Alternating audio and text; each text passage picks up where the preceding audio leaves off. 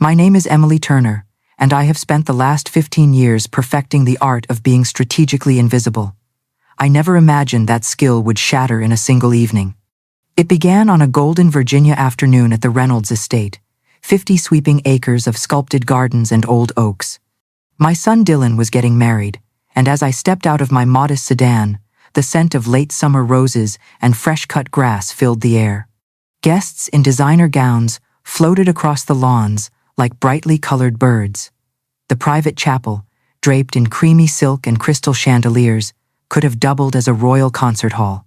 I had chosen my outfit with care, a simple navy blue dress from a reliable department store, and my grandmother's pearl necklace. No flash, no pretense, just the quiet dignity of someone who knows how to disappear in a crowd.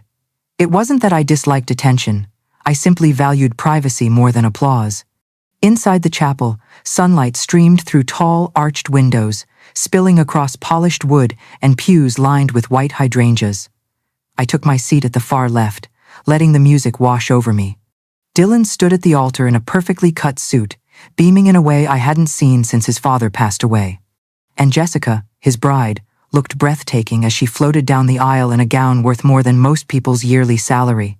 When the vows ended and applause thundered through the chapel, I allowed myself a small, private smile. For all our differences, Dylan had found love, or so I wanted to believe. The reception was even grander. The Reynolds family had transformed their rolling lawns into a scene straight from a society magazine. A 12-piece orchestra, under silk tents, ice sculptures of intertwined swans, tables glowing with crystal and candlelight. Champagne flowed like a river of gold. I lingered at a corner table, savoring the music and keeping an unobtrusive eye on Dylan. I didn't mind being overlooked. In fact, I counted on it. Over the years, I had learned that true freedom often meant letting people underestimate you. But Jessica had other ideas. With a smile as bright as the chandeliers, she glided toward me, her parents in tow. "Mom, Dad," she said, voice sugar-sweet, "I want you to meet Dylan's mother." Her words carried a faint edge, as if she were presenting an object for inspection rather than a person. Her mother, Paula, assessed me with the brisk precision of someone appraising antique furniture. But it was her father, Robert Reynolds, who changed everything. He froze, eyes narrowing as if chasing a memory across time. "Emily Turner," he murmured, almost to himself. "Aren't you? The woman from the Reynolds Holdings acquisition board 3 years ago? The one who bought my company?" The world tilted. Music, laughter, clinking glasses, all of it blurred into silence. Jessica blinked, startled, and Paula's jeweled hand paused mid-gesture. I summoned a polite smile. "I think you may be confusing me with someone else." My voice was steady, but inside, a long-buried tension coiled tight. Robert studied me with unnerving focus. I saw the flash of recognition in his eyes, the quick calculation of a businessman remembering the quiet woman in a navy blue dress who had signed the papers that changed his fortune. Jessica's triumphant posture faltered. "Dad, what are you talking about?" Robert didn't answer. The memory of that long-ago boardroom, the discreet lawyers, the sealed documents, was alive in his gaze.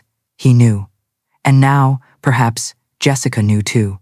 I excused myself with a faint nod, heart pounding beneath the calm exterior I'd perfected. As I slipped out into the soft night air, the scent of gardenias followed me. The stars above were bright and cold. For 15 years I had hidden in plain sight, a wealthy widow, living as though modest means were all I possessed. Tonight, with one casual remark, Robert Reynolds had cracked open a secret bigger than the fortune itself. Driving home through the quiet Virginia hills, I replayed every moment: Jessica's thinly veiled mockery, Robert's sudden recognition, the way Dylan's eyes had searched my face when he heard his father-in-law's question. The life I'd built on discretion and patience now balanced on the edge of a single truth I could no longer keep buried. When I finally reached my apartment, the city lights below blurred like watercolor. My pulse still raced with the echo of Robert's words. For the first time in years, I wasn't invisible. I was exposed. And I knew that when dawn came, nothing in my careful life would ever be the same. Sleep never came. I sat in my darkened apartment, a single lamp throwing soft amber light across the living room, while the city outside exhaled into silence. My mind replayed every detail of the wedding. Robert's sharp intake of breath, Jessica's frozen smile, Dylan's puzzled glance. The memories kept circling, like restless birds that refused to settle. I poured myself a cup of chamomile tea, hoping its warmth might calm me. Instead, each sip sharpened the realization that the shield I'd built for 15 years, an ordinary life of modest habits and polite anonymity, had been pierced in one casual conversation. Robert Reynolds had recognized me, and Jessica would not let that mystery rest. At 7 a.m., the knock came. It wasn't a polite tap, but a quick, worried rhythm. Dylan. My heart squeezed. I opened the door to find him standing there, hair rumpled, suit jacket from last night draped over one arm. He looked like he hadn't slept either. "Mom," he said, voice tight. "We need to talk, now." Inside, he paced the living room like a caged animal, hands raking through his dark hair. The air felt heavy with questions. "Robert Reynolds cornered me after you left," he began. "He asked about Dad's patents, about your investments. He made it sound like you were some kind of major investor." He stopped pacing and fixed me with eyes so like his father's, steady, intelligent, impossible to deceive. "Mom, is there something you need to tell me?" I sat on the couch and gestured for him to join me. "Dylan," I said gently, "there are things I've kept private, for good reasons." My voice trembled, despite years of practice at staying calm. "Your father and I made decisions to protect our family, decisions about money and about how we wanted you to live." He stared at me, incredulous. "Protect us? From what? From knowing you're secretly wealthy? That makes no sense." I longed to tell him everything, the story of his father's revolutionary power management patent, the carefully layered investments, the quiet growth of our fortune from 25 million to hundreds of millions. But each detail felt like another stone on a scale I wasn't ready to tip. Before I could speak, my phone buzzed on the coffee table. A new message lit the screen. "Emily, I think we should have lunch today. There are some things Dylan and I want to discuss with you. Jessica." Dylan read the text over my shoulder, his brow furrowing. "What does she want to talk about?" I exhaled slowly. "I have a pretty good idea. Jessica is more perceptive than we've given her credit for." He frowned. "Perceptive? Or just nosy?" "She's ambitious," I admitted.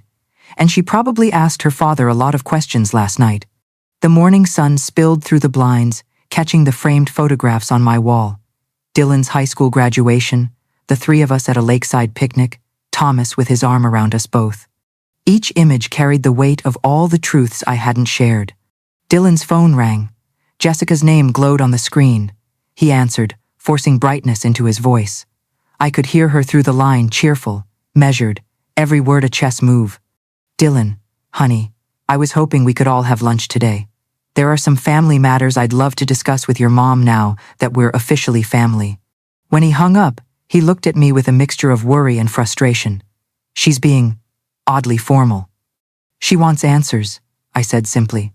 "And you're going to give them?" The question hung in the quiet apartment. My instinct was still to hide, to protect the privacy Thomas and I had guarded for so long. But I could see the hurt behind Dylan's eyes, the wound of being kept outside a truth that shaped his entire upbringing. A son deserved more than polite evasions. I reached for his hand. "Dylan, everything your father and I did, we did for you. To give you the freedom to build your own life without pressure or entitlement." He pulled his hand back, not in anger but in confusion. "Freedom built on a lie isn't freedom, Mom. It's just a prettier cage." The words cut deep because they carried some truth. But I also knew that blurting out everything now, hundreds of millions in hidden investments, control of the very company whose lawns we'd just walked, would only feed Jessica's appetite and deepen Dylan's shock.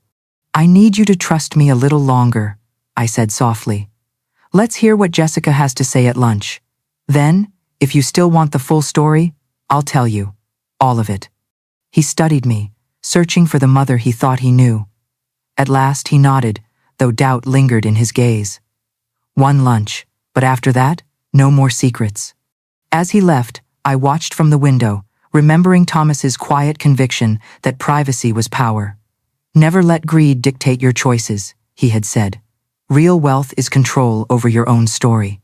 I clung to that wisdom now, even as the bright Virginia morning made every hidden truth feel more fragile. Jessica would come armed with questions and a smile sharp enough to cut glass. And I, for Dylan's sake, would have to decide how much of my carefully built life to reveal. For the first time in years, I felt the ground of my private world shifting, as if the very foundations of my quiet life were preparing for an earthquake that could not be stopped. The lunch meeting was set for 1 o'clock at a restaurant that gleamed with polished marble and panoramic windows overlooking the city skyline. I arrived 10 minutes early, but Jessica was already there. Of course she was. She sat at a corner table with the best view, back straight, her tailored cream suit immaculate. A half-finished cappuccino rested beside a leather folio. She looked like someone about to negotiate a corporate merger rather than share a meal with family. Dylan arrived moments later, still wearing the faint exhaustion of the previous sleepless night. He kissed Jessica on the cheek and gave me a searching glance as we settled into the soft leather chairs. The waiter poured chilled water and withdrew silently, leaving an almost ceremonial quiet. "Emily, Dylan, thank you so much for coming," Jessica said warmly, though the calculating gleam in her green eyes betrayed the careful script beneath her words. "I thought we should celebrate our new family ties." I ordered a Bordeaux to mark the occasion. A Bordeaux easily $1,000 a bottle before we had even glanced at the menu. I smiled lightly. "That's very generous, dear, though perhaps a bit extravagant for a casual family lunch, don't you think?" Her lips curved into a poised smile. "Oh, I don't think there's anything casual about our family anymore." The waiter arrived to uncork the wine, and Jessica filled our glasses with quiet confidence. Then, leaning slightly forward, she began the conversation she had clearly rehearsed. "Last night," she said, "I had a long, fascinating chat with Daddy. We talked about his business experiences, especially the sale of Reynolds Holdings. He mentioned the mysterious investor who saved the company from bankruptcy. A woman, elegant and discreet, who barely spoke in meetings, but seemed to direct every decision." I took a sip of wine, letting the silence stretch just long enough to test her patience. Dylan's eyes flicked between us, already sensing the undercurrent. Jessica continued, voice smooth as silk. "You know, Emily, I studied finance at Wharton. I've always admired people who can structure complex acquisitions through shell companies and remain invisible. It takes rare strategic skill." "That does sound impressive," I said evenly. "But why tell us this story now?" Her smile sharpened. "Because something about it intrigued me. Dad remembered the woman wearing a navy blue dress, quiet but commanding. When I looked through old articles, I found this." From her folio, she produced a glossy tablet and slid it across the table. On the screen was a grainy photograph from 3 years ago, a boardroom full of lawyers and executives. Near the center, half hidden between them, stood a woman in a navy blue dress, holding a purse in her left hand. Even through the blur, I recognized the tilt of my own shoulders. "It's not the clearest picture," Jessica said lightly, "but the resemblance is striking." Dylan leaned closer. I watched the slow dawning of recognition cross his face. "Mom," he whispered, "is that you?" I kept my tone calm, almost casual. "It's an interesting coincidence." Jessica didn't blink. Coincidences do happen, like someone paying nearly $700 million for my father's company and then disappearing from public records. The air around the table tightened. Outside the wide windows, the city glittered in the noon sun, oblivious to the small storm brewing within. I felt Dylan's confusion, his yearning for clarity, but I also felt the pulse of my own strategy, the instinct to stay quiet until every card was on the table. "You know," Jessica went on, swirling the wine in her glass, "investors with that level of discretion usually have fortunes they prefer to keep hidden. Enormous fortunes."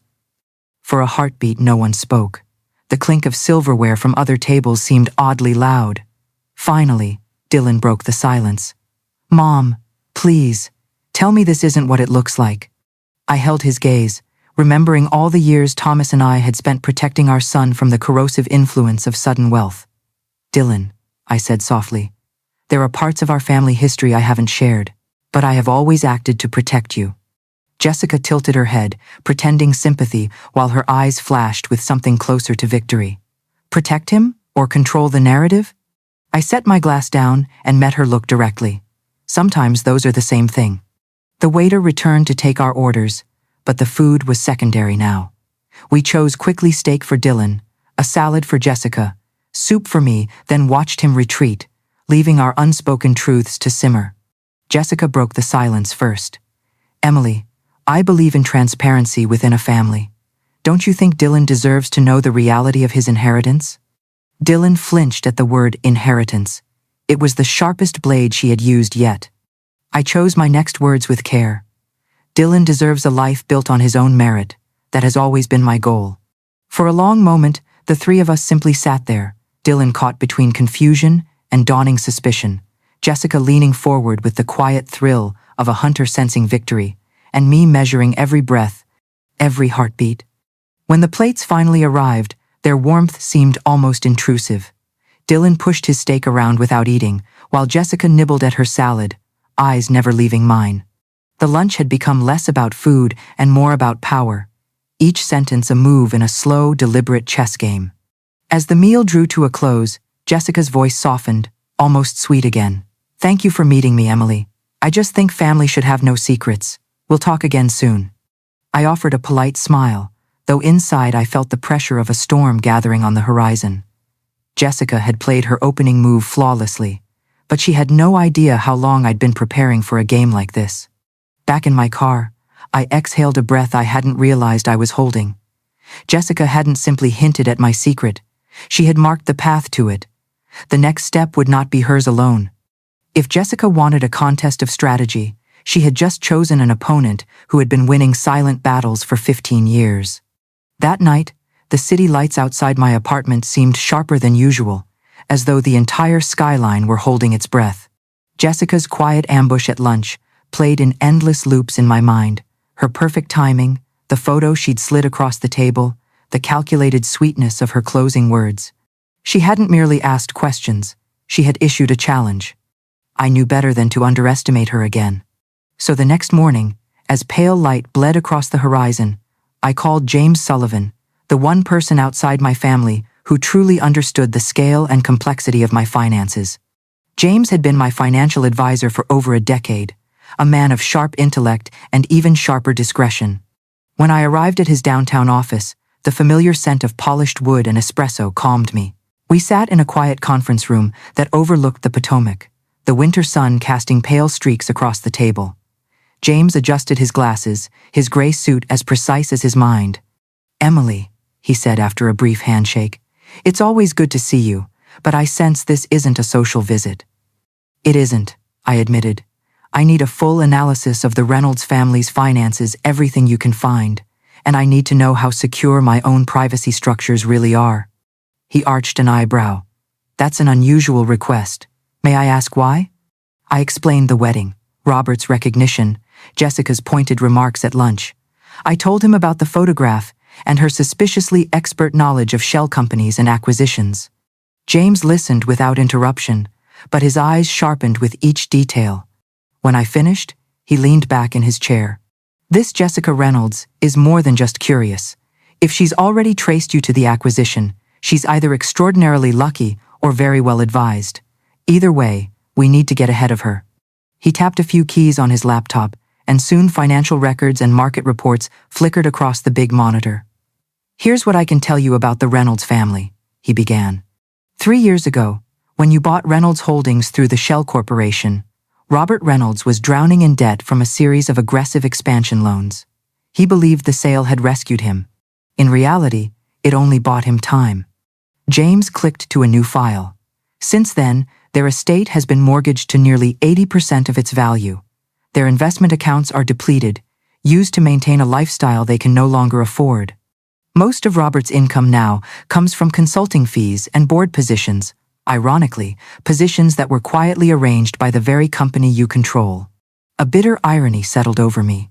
Jessica's family had been living on opportunities my investments had created, even as she tried to paint me as a manipulator. "She's probably planning something more than idle curiosity," James continued. "People with financial trouble often look for leverage. You represent leverage of the highest order." I folded my hands, remembering the long nights when Thomas and I had debated how much to tell Dylan about our wealth. We'd agreed that true independence meant freedom from both poverty and privilege. We wanted him to build his life on grit and ability, not on inherited millions. But now that carefully chosen silence was a weapon in someone else's hands. "How vulnerable am I?" I asked quietly. James didn't sugarcoat it. "Your legal structures are strong, multiple layers of ownership, trusts across different jurisdictions, airtight filings, but no structure is impenetrable. If Jessica hires the right investigators and lawyers, she could eventually connect the dots. The real risk isn't theft, it's exposure, public scrutiny, regulatory interest, the kind of headlines that attract every opportunist in the country." I thought of Dylan, of how hard he had worked for every promotion, how proud he was of his reputation as a self-made professional. If people believed his success came from a secret family fortune, they'd question everything he'd earned. James must have sensed my worry. "Emily, you need to control the narrative before she does. If she's motivated enough, she could even file complaints with financial regulators, claiming hidden assets or improper disclosures. Those complaints might not hold legally, but they can still create havoc." The words "control the narrative" echoed in my mind. I had spent 15 years staying invisible, but maybe invisibility was no longer enough. Back at my apartment, I laid out 15 years of financial records on the dining table. Old patents, investment portfolios, contracts that stretched from renewable energy startups to biotech ventures. Each paper told a story of patience and foresight. Thomas and I hadn't just made one lucky sale, we'd built an empire with discipline and vision.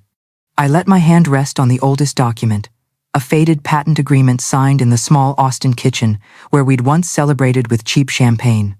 Thomas's laugh seemed to echo faintly in the quiet room. "Never let greed write your story," he used to say. "Write it yourself." But tonight, I felt a new urgency. Jessica wasn't merely curious, she was strategic. I pictured her leaning across that restaurant table, green eyes glinting with calculation. Someone that determined wouldn't stop until she found the weak link. As evening deepened and the city lights bloomed below, I drafted a list of every person who might know even fragments of my financial past. Old lawyers, former colleagues, silent partners. I would secure those connections, one by one, before Jessica reached them. Finally, I stood at the window and let the night air cool my thoughts. The Potomac shimmered under a waxing moon, steady and indifferent. My fear began to settle into something sharper: resolve. If Jessica Reynolds wanted to play a long, intricate game, she had just met someone who had been perfecting strategy for more than a decade. I wasn't about to let a hungry socialite turn my life's work and my son's hard-won independence into her private jackpot. Tomorrow I would begin my own investigation, not to hide, but to ensure that every piece of my story remained under my control. Morning sunlight spilled across my dining table, now buried beneath files and sleek laptops. The aroma of freshly brewed coffee mingled with the faint metallic scent of printed documents, my war room for the day. Last night's restless determination had hardened into strategy. If Jessica Reynolds intended to dismantle my life, she would discover that I'd been playing high-stakes chess long before she learned the rules. I began with the obvious trail, the private investigator she'd hired. James had already hinted at unusual inquiries into my shell companies. By mid-morning, I confirmed it. A boutique firm known for digging through offshore records had run a pattern of searches that matched the corporate entities Thomas and I created years ago. There was no innocent explanation. Jessica wasn't merely curious, she was building a case. I paused to sip coffee and let memory fill the room. Thomas's voice returned in soft fragments. "We build quietly so Dylan can live freely. We had been an extraordinary team. I was the patient researcher, he the visionary engineer. When his patented power management system sold for $25 million, we reinvested methodically, first conservative stocks and blue-chip bonds, then into the restless energy of startups and emerging technologies. We didn't gamble, we studied, anticipating trends before they became headlines. Now, reviewing the spreadsheets, I saw the architecture of our shared life like a cathedral of numbers. Those first 25 million had multiplied to more than 800 million by the time Thomas passed away. And still, I had chosen silence. I wanted Dylan to grow through grit and imagination, not entitlement. Jessica, however, had other ideals. I opened a fresh file and found exactly what I suspected. She had also consulted a prestigious law firm specializing in trust disputes and contested inheritances. The discovery hardened something inside me. This wasn't only about curiosity or pride, it was a calculated financial maneuver. I leaned back and stared at the soft morning light across the floor. I remembered the night Thomas and I decided on our core principle. Privacy is power. We'd agreed to keep Dylan outside the fortune until he was strong enough to lead his own life. Now that very shield was being twisted into a weapon. My phone buzzed with a message from James. "Emily, I've cross-checked the Reynolds holdings. Their debt position is worse than we thought. Jessica may be betting her entire future on you." Worse than we thought. The phrase echoed like a bell. Jessica's desperation suddenly felt sharper. She wasn't simply ambitious, she was cornered. I picked up the next folder. Jessica's personal finances. Public records, subtle patterns of credit usage, little details that, when combined, revealed a life living beyond its means. In the past month alone, she had opened 3 new credit lines, each larger than the last. That wasn't love, it was leverage. The city outside pulsed with mid-morning life. Delivery vans, office workers, children tugging parents toward playgrounds. Ordinary rhythms that reminded me why I'd chosen this path. Wealth, to me, had never meant yachts or glittering parties. It meant freedom to live quietly and to give generously, like the small scholarships I'd funded anonymously for young engineers. Thomas would have smiled at that. I turned back to the table, the hum of the city fading.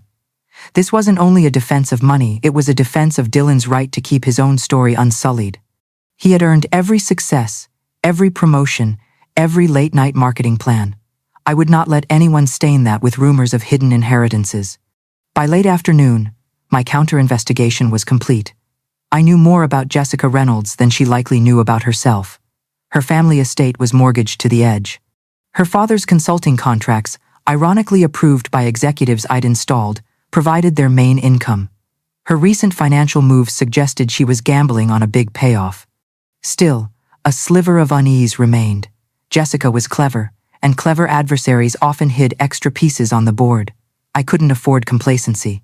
I decided on a 2-pronged strategy. First, tighten every privacy measure, new legal firewalls, stronger encryption for sensitive accounts, and updated trustee agreements in jurisdictions beyond easy reach. Second, prepare a personal confrontation. If Jessica thought she was the only one capable of surprises, she needed to learn otherwise.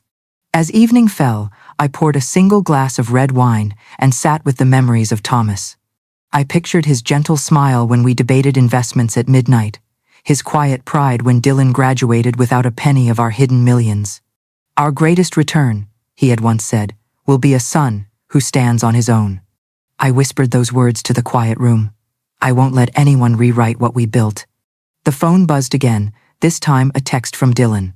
"Mom, Jessica and I want to come over tomorrow night. She has some ideas about our family's future." I stared at the message for a long time. So the next round would be played on my turf. I closed the folders and placed them in a neat stack. The battlefield was ready. Documents, proof of investigations, and a mind sharpened by years of silent planning. Jessica thought she had cornered me with a photograph and a few clever questions. She hadn't yet realized that I'd been preparing for opponents like her all along. Tomorrow, she would walk into my apartment expecting a reluctant mother-in-law. Instead, she would meet the woman who had quietly outmaneuvered boardrooms and billion-dollar firms. For 15 years, I had stayed invisible. Now, for my son's sake, I was ready to be seen on my terms. The next evening, the apartment glowed with quiet warmth. A single lamp, the scent of rosemary from the small herb pot on my kitchen sill, and a simple cheese and fruit platter set on the coffee table. I wanted no distraction of glittering wealth, only the calm of a home built on real choices. Dylan arrived first, wearing a navy sweater and the uneasy expression of someone walking into a board meeting he hadn't prepared for. Jessica followed, poised and perfect in a charcoal gray business suit, a leather folder tucked under her arm like a weapon. "Emily," she said smoothly, "thank you for hosting us. We thought it would be helpful to discuss some ideas for our family's financial future." Her choice of words our families already assumed a claim. I gestured toward the armchairs. "Of course, let's talk." Dylan sat stiffly beside her, his eyes flicking between us. Jessica crossed her legs, opened the folder, and launched into her pitch with the confidence of a seasoned dealmaker. After our lunch, I reflected on how important it is to coordinate long-term goals. Family wealth, if managed strategically, can benefit generations. I propose we establish a Turner Reynolds Foundation. Foundation? I interrupted softly. Yes, she said, undeterred. A family foundation to guide investments, support philanthropy, and ensure privacy. A legal structure to make decisions together. She laid out a draft with bullet points. 3 trustees, herself, Dylan, and me, with equal voting power. Initial funding, $50 million. I let the number settle in the room. Dylan blinked as though he'd misheard. 50 million? Jessica? Where would that even come from? Her smile barely wavered. From Emily's resources, of course, not all at once structured contributions. I set my glass down. That's quite an assumption for someone who barely knows my finances. Jessica tilted her head, her tone still polite but edged. I think we both know your resources are considerable. The silence deepened. Dylan's confusion sharpened into a question that had been building for days. Mom, is she right? Are you wealthier than you've told me? I met his gaze. Yes, Dylan, much wealthier. But every choice your father and I made was to let you build your life without depending on that. Jessica pounced gently. And now that Dylan and I are married, don't you think we deserve a transparent, collaborative approach? I studied her carefully. Collaborative is a generous word, but collaboration starts with honesty. I opened a folder I'd prepared and placed a slim set of documents on the coffee table. Jessica, I know you hired Aguilar Private Investigations to trace the ownership of Reynolds Holdings. I also know you consulted Vance Peters and Associates, a law firm known for trust and inheritance disputes. For the first time, her flawless composure cracked. A quick intake of breath, a flicker in those sharp green eyes. I wanted to understand the family situation, she said, voice tightening. By borrowing against future income you expected to gain from my supposed generosity? I slid another paper forward credit reports showing her 3 new lines of credit. These don't suggest curiosity. They suggest preparation for a payout. Dylan turned to his wife, disbelief carving lines across his face. Jessica, you did this? She reached for his hand. I was protecting our future. Our future, he repeated, pulling his hand away. Or your parents' debts. Jessica's jaw tightened, but she didn't deny it. I continued quietly, each fact a measured stone in the foundation of truth. Your family's estate is mortgaged to 80% of its value. Most of their income comes from consulting contracts arranged by executives I appointed. The picture is clear. The room pulsed with silence. Dylan looked from me to Jessica, seeing his marriage from a new angle, one stripped of illusions. Jessica finally spoke, her voice a strained whisper. This doesn't change that we're a family. I shook my head gently. Family begins with trust, not covert investigations and hidden motives. Her eyes flashed. Maybe trust begins with honesty, Emily. You concealed a fortune. You made decisions that shaped Dylan's life without his knowledge. How is that different? It was a sharp counterattack, and for a moment, I felt the weight of her accusation. But I also knew the difference. I hid wealth to protect Dylan's freedom, not to exploit him. You hid your motives to gain control over what was not yours. Dylan's shoulders sagged as if the room itself pressed on him. Jessica, is there anything you can say to change what I'm seeing right now? She reached for words and found none. The quiet stretched until even the city outside seemed to pause. I stood and moved to the window, letting the cool night air sharpen my thoughts. Jessica, I said finally, I don't hate you. But I will not let anyone, no matter how charming or well-educated, rewrite the values Thomas and I lived by.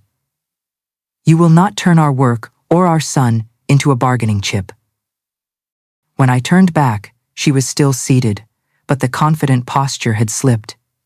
Dylan sat motionless, his wedding band catching a dim flicker of light. I think, I said softly, that's enough for tonight. Jessica rose, gathering her papers with quick, jerky motions. This conversation isn't over, she said, but the edge in her voice was no longer sharp. It was defensive. She left without another word. Dylan lingered at the door, his face pale with grief and recognition. Mom, he whispered. I don't know where this leaves us. It leaves us, I said gently, where honesty always begins at the truth. The door clicked shut behind him, and I stood alone in the quiet apartment. For the first time in years, I felt neither hidden nor exposed, but precisely where I had chosen to stand, in full command of my own story. The next days passed in a tense, echoing silence. Dylan stayed in his own apartment, caught between heartbreak and disbelief, while Jessica vanished from our lives, or so it seemed. I knew better. When ambitious people retreat, it's rarely surrender, it's preparation. By Friday morning, my phone buzzed with a call from James Sullivan, his normally calm voice carrying an edge. Emily, we have a problem. Someone has been making formal inquiries with the SEC about your investment structures. These are professional, targeted questions. They're trying to build a regulatory case failure to declare beneficial ownership, possible insider trading. Nothing illegal on your end, but the process itself can become a weapon. I felt a cold steadiness settle over me. Jessica, I said simply. Almost certainly, James replied. This isn't idle curiosity anymore. If she files a formal complaint, the investigation could drag on for months, maybe years, even if you're cleared. A quiet anger ignited in me. For 15 years I had used discretion as my shield. Now Jessica meant to twist that very privacy into a weapon. That evening, Dylan showed up at my door, his face drawn and weary. Jessica filed for legal separation, he said flatly. Her lawyer claims she's concerned about financial liabilities from undisclosed family assets. I set aside the tea I was making. I'm sorry, Dylan. He studied me, pain sharpening his voice. Are you? It feels like you orchestrated this, exposing her, digging into her family, until she had no choice. I never wanted your marriage to fail, I said quietly. I wanted you to see clearly who she was before she could hurt you more deeply. He ran a hand through his hair. Well, congratulations, she's hurting me plenty now. I let the words rest between us, heavy as winter fog. Finally, I said, Dylan, there's something you need to know. Jessica's not stopping with separation. She's trying to force me into a public legal battle that could ruin both of us. His eyes darkened with a new understanding. So what do? We take the next step, I answered, a calmness hardening inside me. We end this on our terms. The showdown came on a gray Monday morning in the boardroom of James Sullivan's law offices. A long mahogany table gleamed beneath cold recessed lights. Outside, the city roared on, unaware that a very private war was about to be fought. Jessica arrived with her lawyer, Mark Vance, her parents Robert and Paula close behind. Dylan and I entered together, though an invisible gulf separated us. The air felt charged, like a courtroom just before the verdict. Mark Vance opened with lawyerly precision. Mrs. Turner, he said, smoothing the lapel of his expensive suit. Our client believes you have concealed significant assets and, in doing so, created potential liabilities for her and her husband. We're here to negotiate a fair and transparent family arrangement. James replied evenly. Mrs. Turner's finances are fully legal. What you describe are private choices, not liabilities. Your client's complaints to federal agencies look more like coercion than legitimate concern. Jessica leaned forward, voice bright with feigned reason. This isn't coercion. It's about family responsibility. Emily has been manipulating lives while pretending to live modestly. I looked straight at her.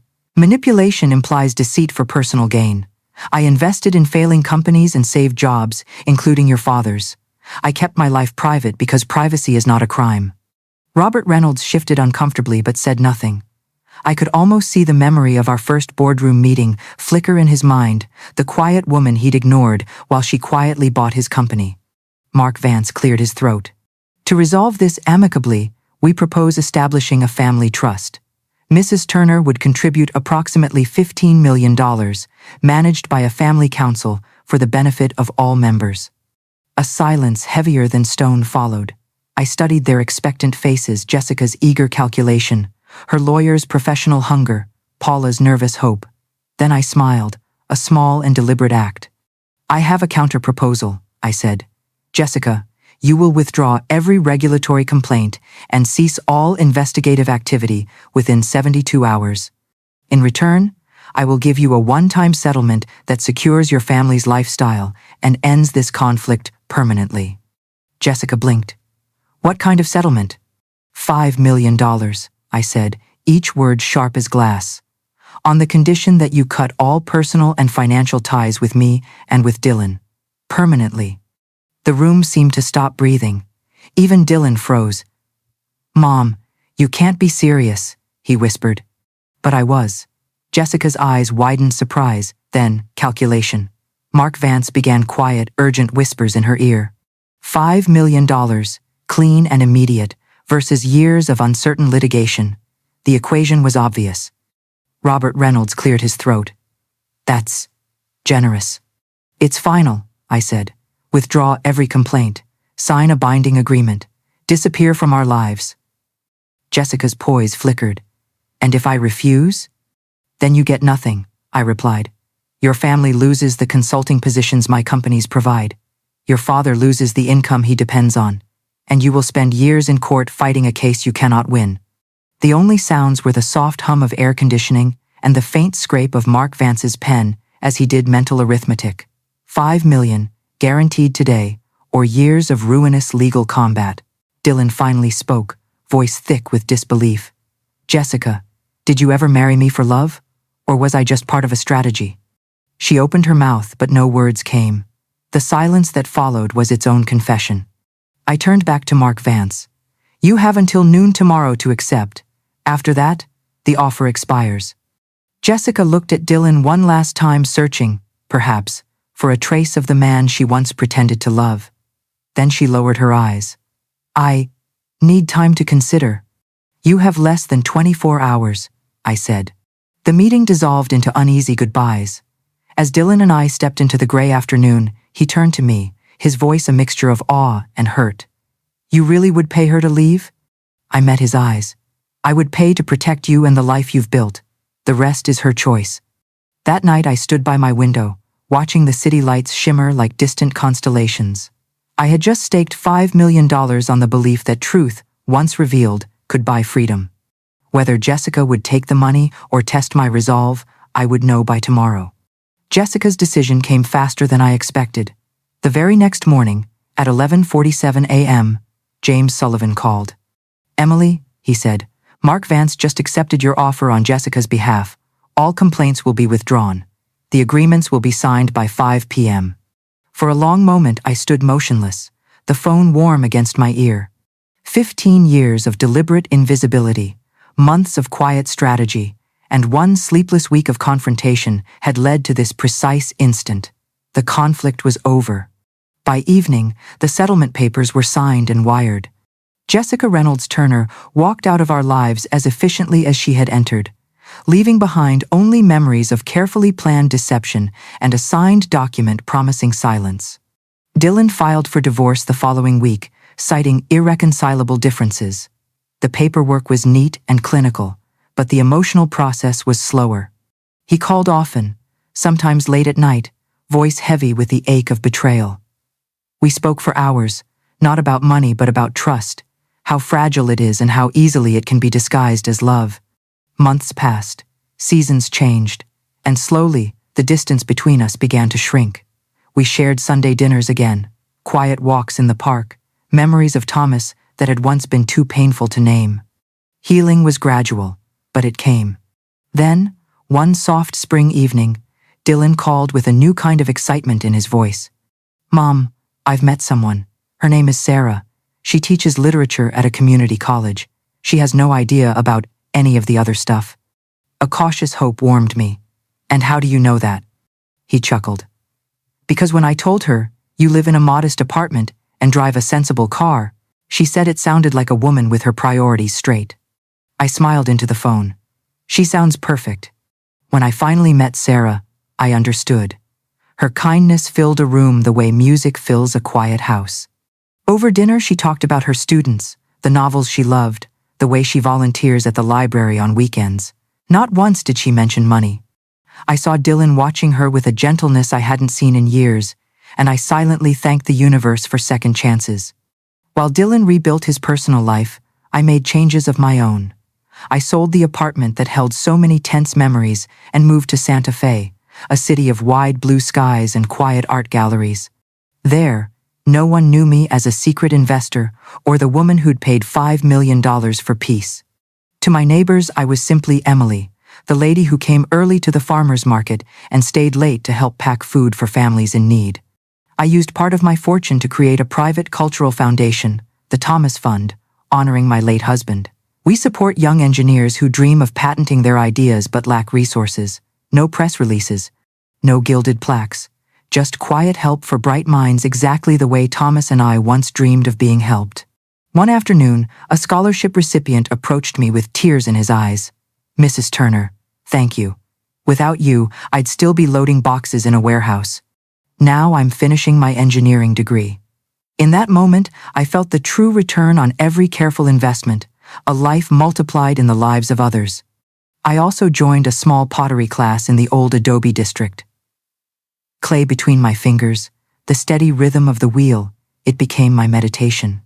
Sometimes I thought of Jessica, wondering where she might have landed with her $5 million. Perhaps she was reinventing herself in another city, weaving new stories. I no longer cared. Her choices were hers. I had learned that not every broken thing needs repairing. The holidays brought Dylan and Sarah to Santa Fe. We baked cookies in my sunlit kitchen and decorated a modest tree while soft carols floated from a speaker. No one mentioned finances, trusts, or legal battles. We talked instead about Sarah's students and Dylan's latest marketing campaign. For the first time in years, laughter filled my home without the weight of hidden truths. Late that Christmas night, I sat alone by the tree, lights twinkling against the quiet desert sky. I thought of Thomas, of the years we had spent building a fortune not for luxury, but for freedom. I thought of the long silence I had chosen, and the storm that finally broke it. I realized something simple and profound. Real wealth isn't a number in an account. It's the ability to choose what defines you. I chose to be remembered not as a millionaire widow or a dramatic mother-in-law, but as a woman who protected her family and used her resources to lift others. I no longer feared discovery, because there was nothing left to hide. When neighbors ask about my past, I tell them I once worked in engineering and now enjoy supporting young innovators. That is all the story they need, and all the story I care to give. The rest belongs to quiet memory and to the people who truly matter. Looking back, I see the arc clearly. I began as a woman determined to be invisible. I ended as a woman free to be seen exactly as she wished. The greatest revenge on those who tried to diminish me was never ruin or spectacle. It was thriving calmly, authentically, beyond their reach. And that is how I will be remembered, not for the size of my fortune, but for the courage to protect what truly mattered and to live, finally, without fear.